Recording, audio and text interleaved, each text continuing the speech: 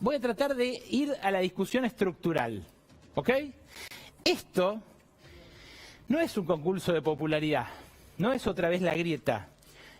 La verdad que nos va a marcar a nosotros en los próximos años. Y ayer, como te decía al principio del programa, solamente ayer, Jeff Bezos ganó 13.000 millones de dólares. Este mundo no es sostenible, no se va a poder sostener así. 45 millones de estadounidenses cayeron en el desempleo desde que empezó la pandemia. Y en cambio, el dueño de Amazon, solo en un día gana 13.000 millones de dólares. Acá en la Argentina perdimos casi 1 millón de empleos, según la UCA. Todavía no hay datos oficiales, obviamente. Pero 860.000 empleos más o menos se perdieron acá. Y los grandes empresarios, las grandes fortunas, por eso le preguntaba a Rossi, han ganado dinero. Dame la primera placa, Rodo, porque quiero mostrar la evolución de las grandes fortunas desde que empezó la cuarentena. Esta es la evolución de las fortunas de los 10 tipos más ricos del mundo desde que empezó la cuarentena. Mira, fíjate si a vos te fue así. Fíjate si te fue como a Jeff Bezos, el dueño de Amazon. Fíjate además la cantidad dentro de estos que tienen que ver con la economía digital.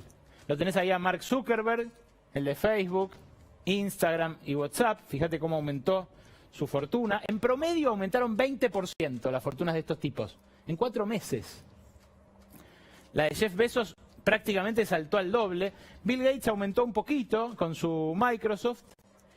Y fíjense lo de Elon Musk, el de Tesla, el de los autos eléctricos, y el del cohete ese que todo el mundo estaba esperando a ver si llegaba a la luna o no, el de SpaceX. Bueno, ahí lo tenés, Elon Musk. Casi que triplicó su fortuna desde que empezó la pandemia. Larry Page, también empresario de la tecnología. Bueno, Warren Buffett, que tiene diversificadas sus inversiones, pero desde Berkshire Hathaway tiene mucho inmobiliario, perdió. Es el único, diría yo. También los no tecnológicos perdieron un poquito. Los tecnológicos crecieron muchísimo.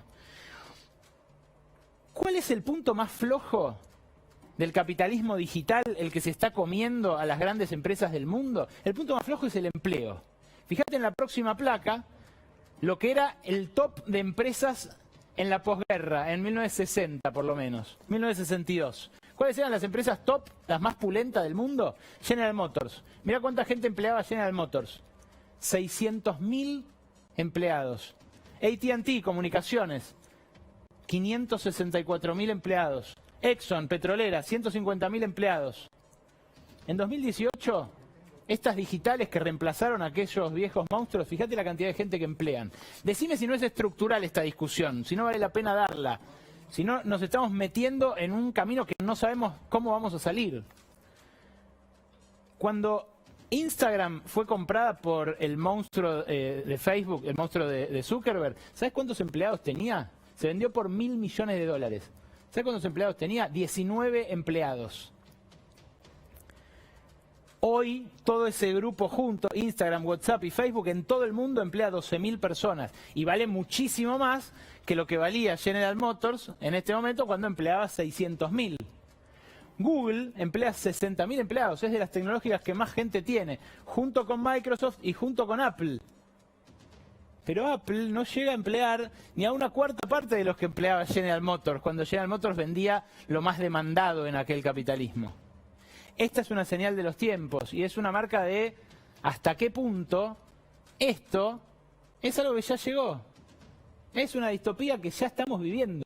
Es un futuro que ya palpamos. Vamos a hablar con los protagonistas en instantes nada más, pero antes dame una placa más, porque ¿qué pasó la semana pasada? ¿Qué se discutió? ¿Por qué es importante esto? El convenio de Mercado Libre.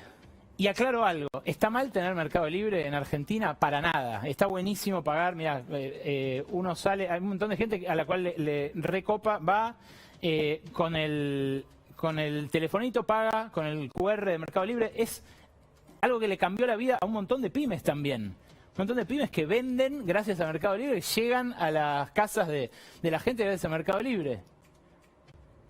Ahora, la verdad, esto me parece que no tiene por qué ser así.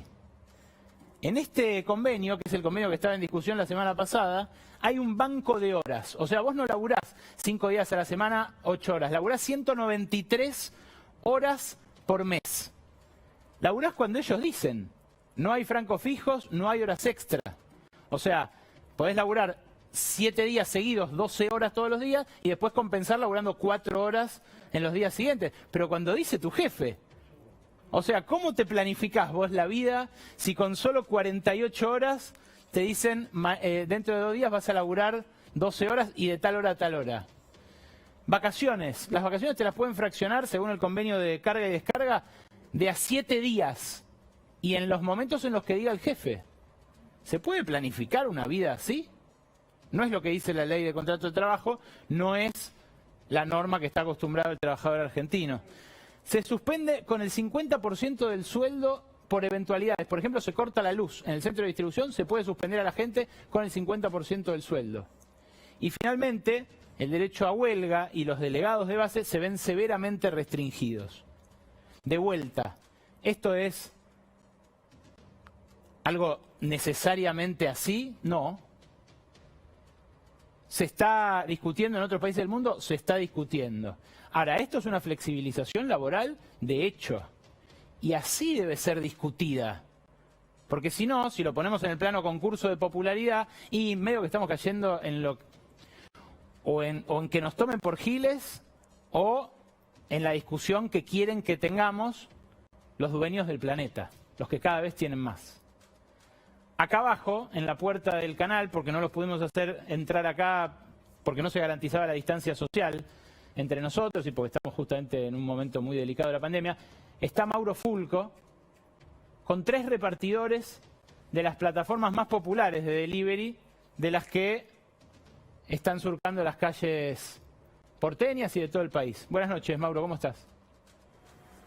Hola Ale, ¿qué tal? Muy buenas noches. Así es, bien decías, estamos con María, con Esteban y con Roger. Ellos son repartidores de distintas aplicaciones y nos van a contar un poquito de qué se trata este trabajo, de qué se tratan estos ingresos que bien estabas explicando. María, lo primero que me gustaría preguntarte es que nos trates de explicar cómo es el tema de los ingresos. ¿Cómo se calcula el ingreso de un repartidor? Bueno, nosotros nos pagan por pedido realizado y eso varía un poco según la plataforma. O sea, te pagan X cantidad de plata por el pedido que has hecho. Claro, se compone más o menos de una tarifa base y un pago por kilómetros. Esteban, pecando de atrevido, te voy a preguntar cuánto cobra un repartidor en promedio por mes. En promedio depende de las horas, el ranking, en el caso de la empresa que trabajo, 45.000 pesos, 50.000 pesos, pero dependiendo. Es todo por ranking, que eso es asistencia y demás, y las horas trabajadas, que puedes estar 16 horas arriba de una moto o optar por estar 3 horas arriba de una moto. Eso me interesa, ¿Qué Mauro. jornada tenés vos por lo general?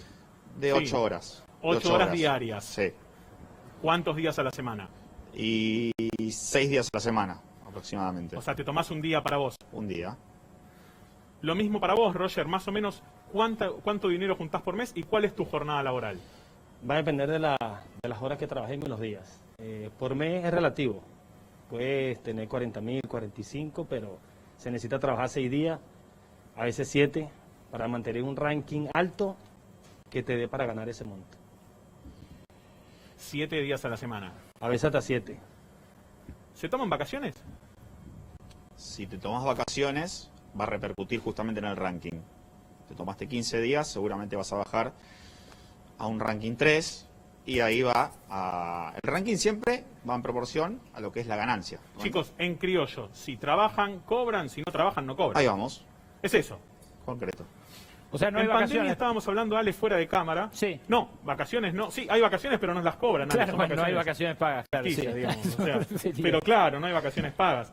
Fuera de cámara hablábamos, Ale, de algo muy particular, y es que en la pandemia, cualquiera lo puede ver cuando pasa por un comercio, por algún local de comida, hay muchísima gente agolpada.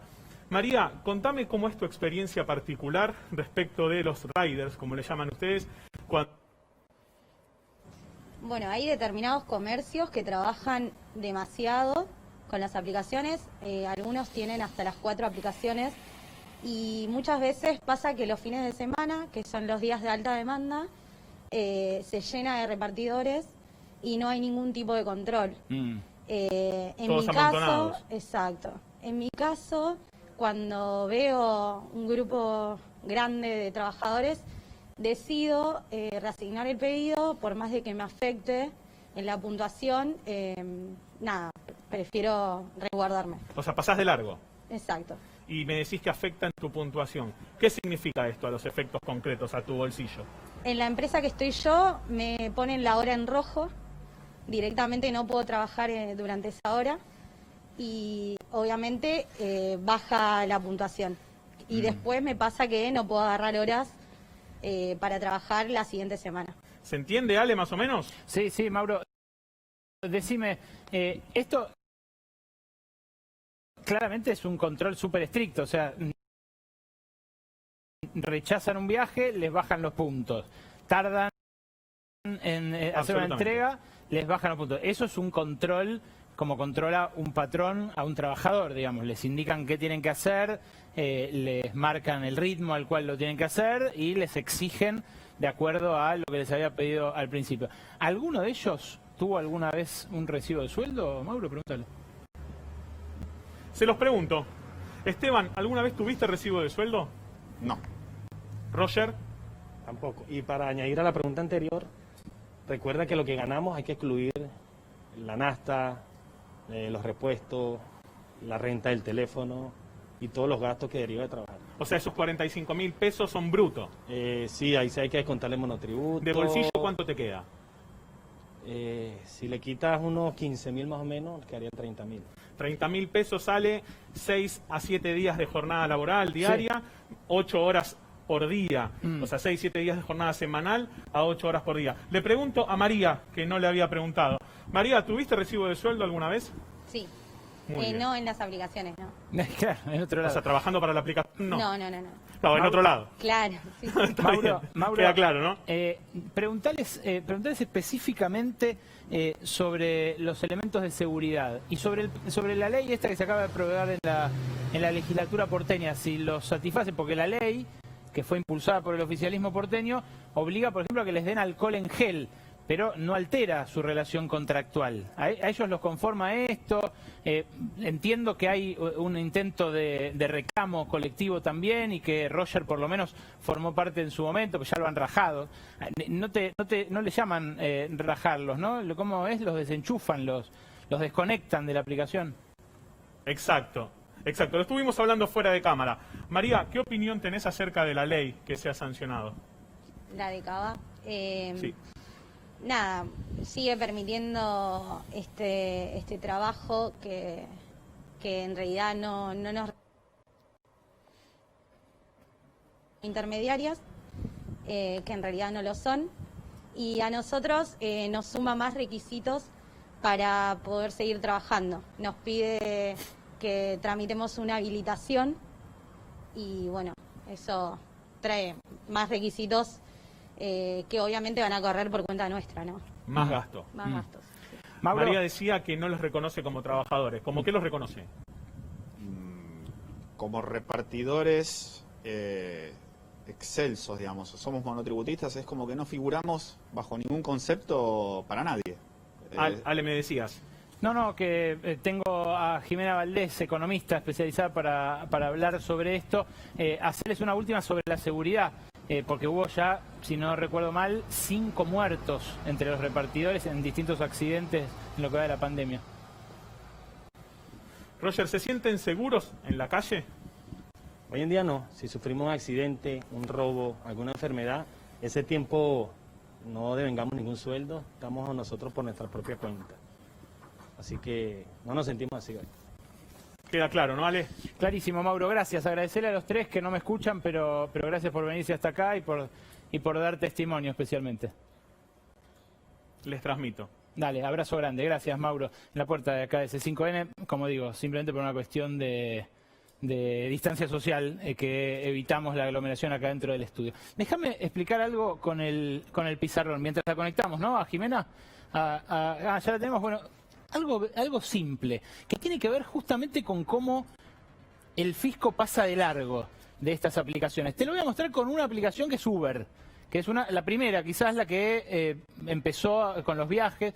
Son todas empresas que no tienen capital inicial, o sea, son empresas de transporte sin autos. Es algo realmente insigne lo que está pasando con estas plataformas.